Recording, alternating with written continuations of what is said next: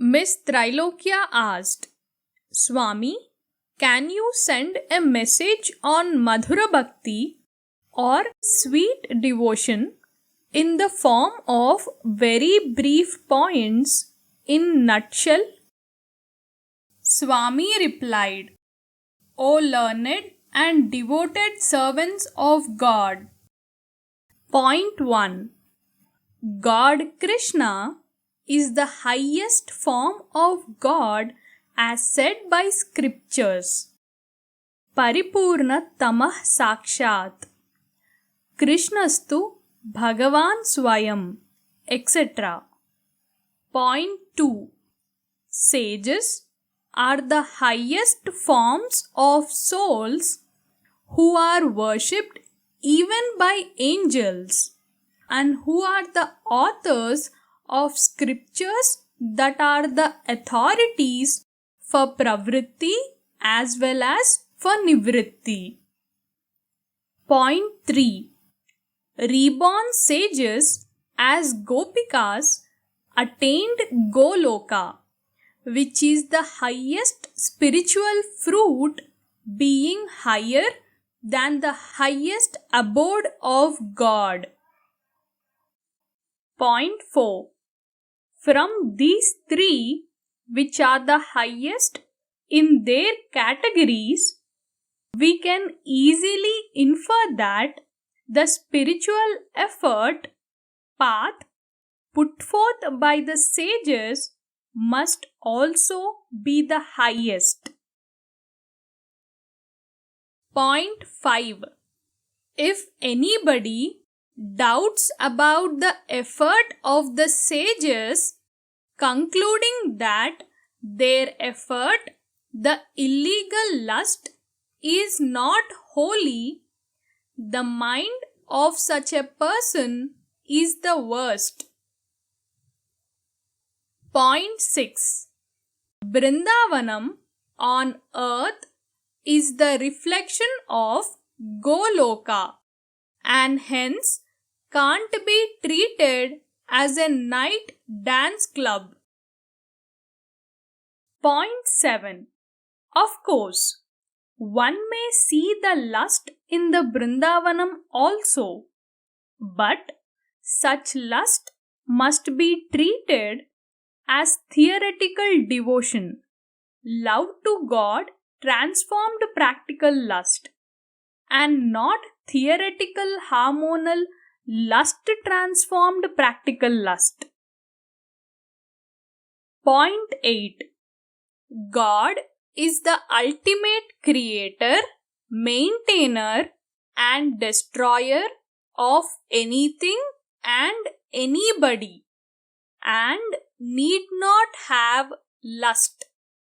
Apta kamasya kaspraha, says Veda, and nanavaptam avaptavyam, says Gita, and if required, he can create an unimaginable beauty secretly for the satisfaction of his lust, and need not go with Gopikas to get public defame. Point 9. Sages have burnt their lust in severe penance fire, before whom even the topmost heavenly dancers failed in disturbing them. Point 10. After leaving Vrindavanam, God Krishna neither repeated this dance or theft of butter elsewhere in his entire life, nor returned back to Vrindavanam to repeat these. Point 11.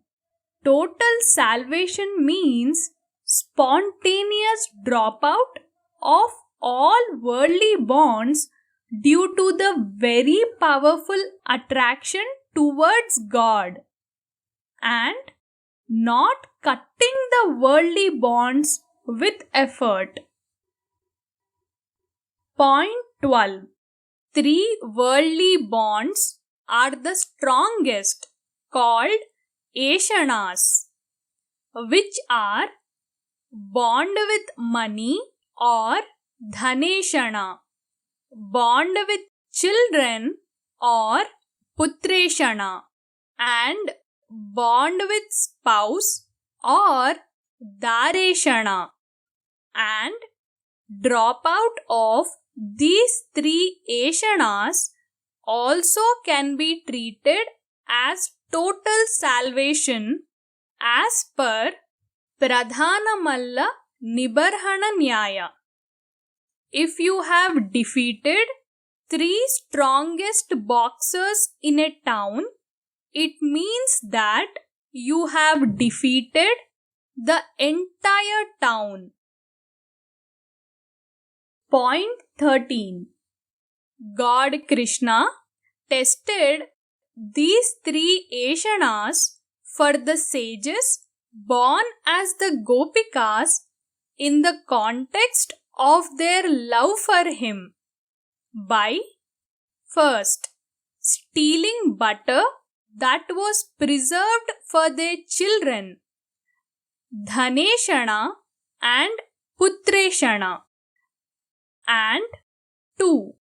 Dancing with married Gopikas in Brindavanam, Dareshana. Point 14. Dance in Brindavanam was conducted in the midnight secretly to avoid hurting the husbands and relatives of Gopikas, because as per the path of yoga, the opposing worldly bonds shall be crossed tactfully without hurting them, as represented by the serpentine motion of the Kundalini in passing through the 6 chakras that represent the whirlpool-like worldly bonds. Point 15. For total salvation from all worldly bonds, no single worldly bond like spouse can be exceptional, because total means total, which means that all the worldly bonds have to be dropped out before the attraction to God. Point 16. The bond with the spouse is actually the weakest bond having the facility of divorce, and hence it was tested in the final birth of the sages as the Gopikas, so that when all the other worldly bonds were dropped out, dropping out of this one weakest bond becomes inevitable for attaining salvation from all the worldly bonds. Point 17. Practical lust may be common in a nightclub and the Brindavanam dance, but both differ in their intentional material of theoretical hormonal lust and theoretical divine love respectively. Just like a mud pot and gold pot differ in material value, even though both have the same shape and volume. Point 18. Actually, Nivritti or spiritual life is discovered by devotees only, which is optional and not mandatory at all for any soul. There are 2 points. First, the sages themselves proposed to hug Rama in female forms. And Second, when Krishna warned Gopikas to go back, since pravritti or worldly life alone is mandatory for all souls, Gopikas threatened back Krishna that they will commit suicide if they are rejected by him. Point 19. There is no place of lust either in God or in sages. When sages wished to hug God Rama, it was not the ordinary hormonal provoked theoretical lust transformed practical lust, but it was only devotional love provoked theoretical lust transformed practical lust. The reason is that the sages wanted to follow the Vedic path, which says that God alone is male, Purusha, and all the souls, including males, are females only. Striyaha satihi pumsaha, says Veda, and the soul is said to be Prakriti or Paraprakriti, and not as Purusha by Gita. When Tulasidas refused Meera to stay in his asylum for a night, Meera asked him, "Is there a male among souls also? Till now I am thinking that Krishna alone is Purusha." Point 20.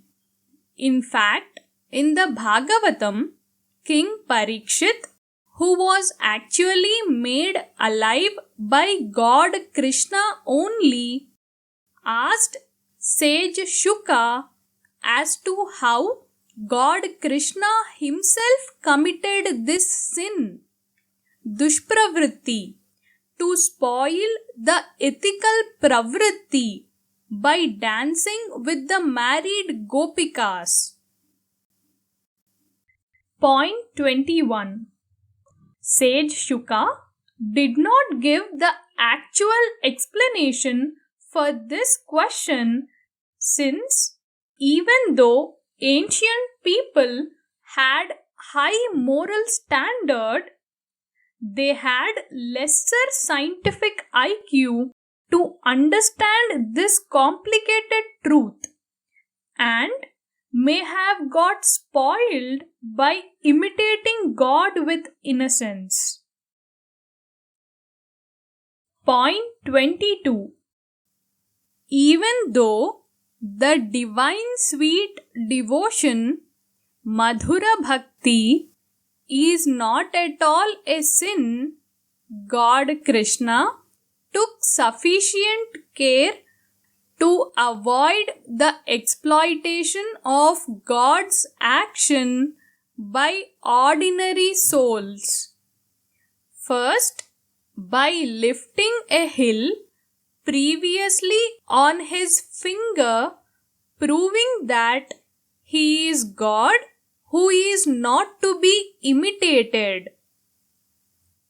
And second, by accepting this action as a sin done by both himself and the Gopikas, and declaring that he would undergo the punishments of both.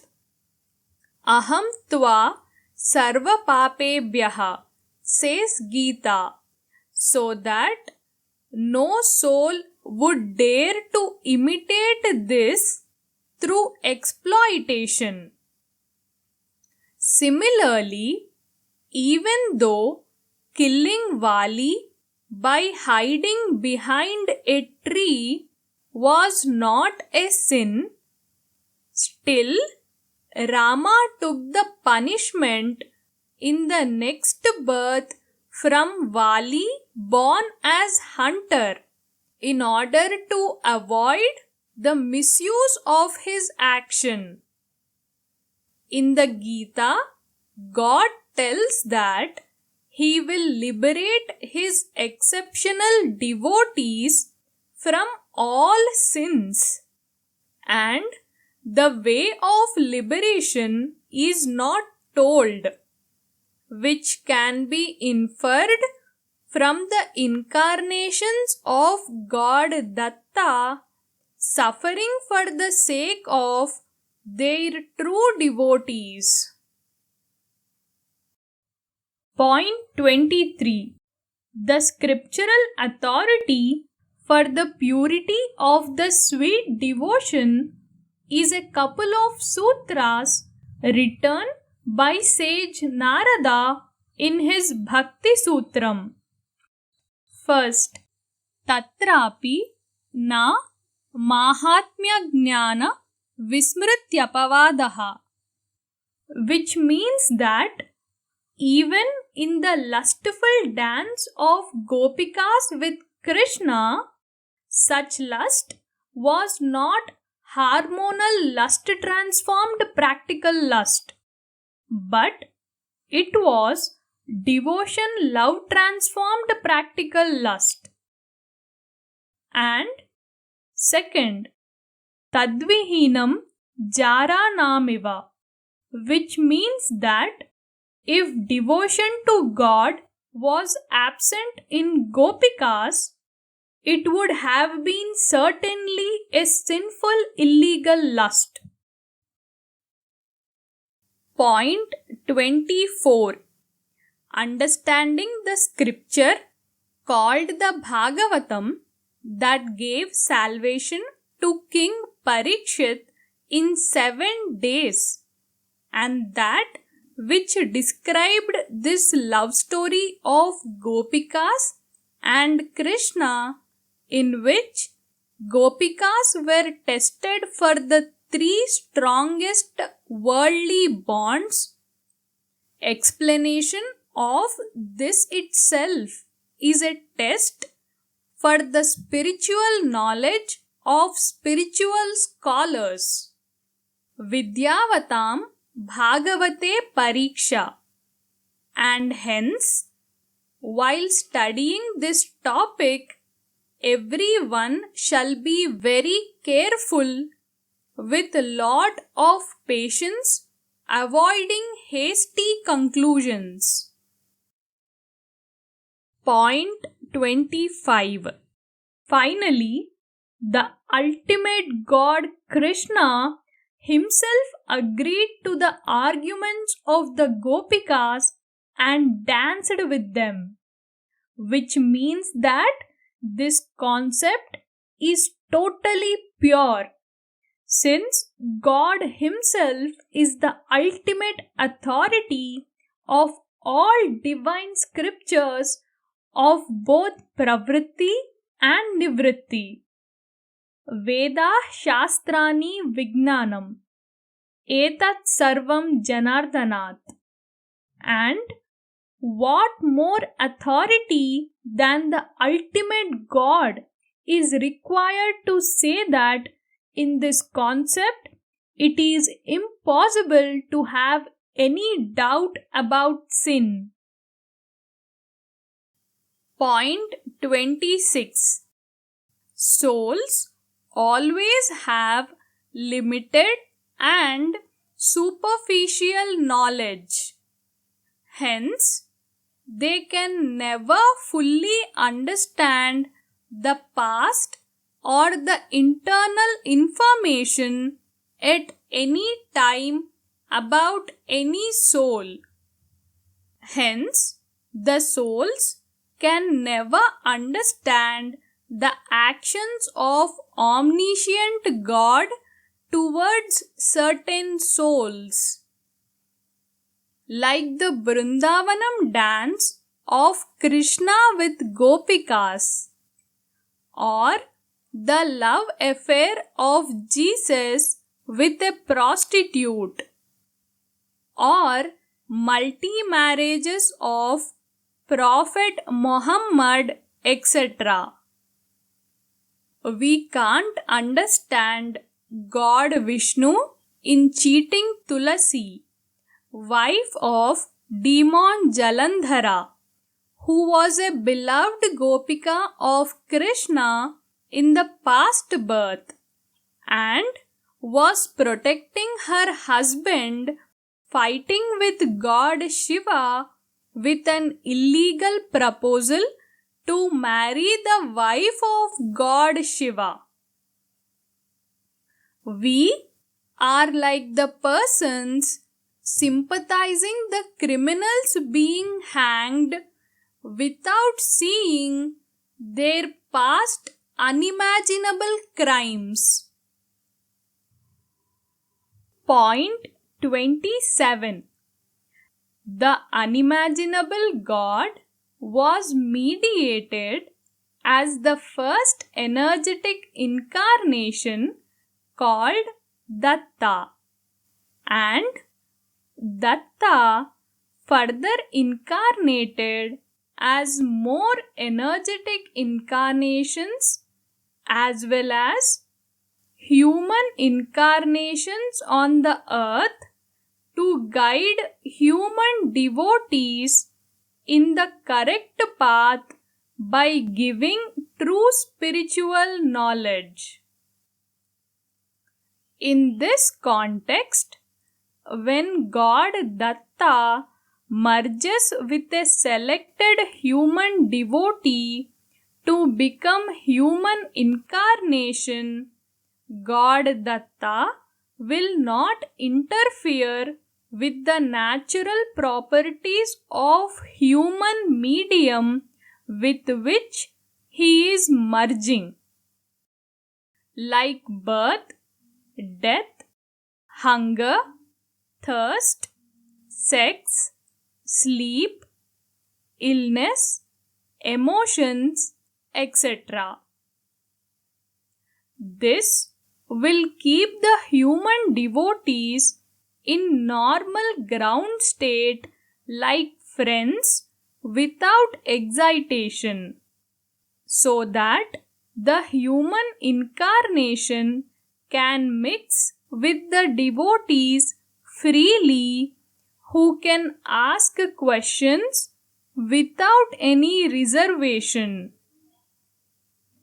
The human devotee shall concentrate on the spiritual path guided by human incarnation, Sadguru, and shall not worry about his other normal and special points that can't be understood by little knowledge of ordinary souls.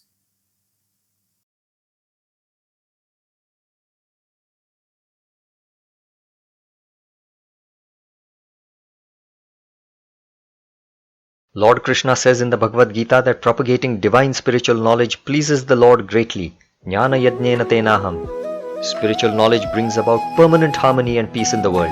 So join us in sharing this universal divine knowledge of Lord Datta and earn the highest grace of God.